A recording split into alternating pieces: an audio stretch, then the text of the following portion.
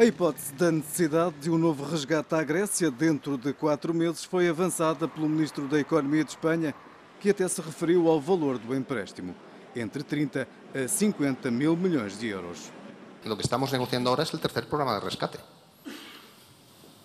Eso lo que supone es que tendremos que volver a calcular cuáles son sus necesidades de financiación en los próximos años y volver a prestarle, no sé si serán 30, 40 o 50 mil millones de euros.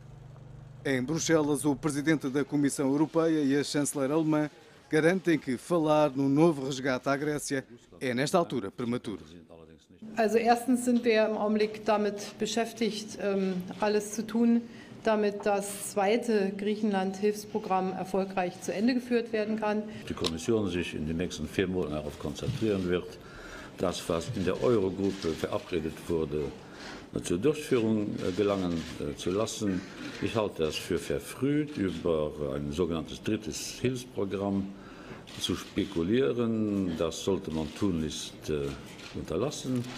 No dia em que recebeu a visita de Angela Merkel, Jean-Claude Juncker deu uma entrevista ao jornal espanhol El País, onde rejeita a ideia de que a Alemanha lidera a Europa com mão de ferro e diz que nos últimos tempos há países com posições bem mais severas, dando os exemplos de Portugal e Espanha em relação à Grécia. O governo grego garante que, para já, tem condições para pagar o que deve, incluindo um reembolso de 1.500 milhões de euros ao Fundo Monetário Internacional, que terá de ser feito ainda este mês. Είμαστε σίγουροι ότι οι αποπληρωμές αυτές θα γίνουν στο ακέραιο, ιδίως στο Διεθνές Νομισματικό Ταμείο, και ότι θα εξασφαλιστεί η ρευστότητα που χρειάζεται για να φτάσουμε μέχρι το τέλος της τετράμηνης αυτής παράτασης.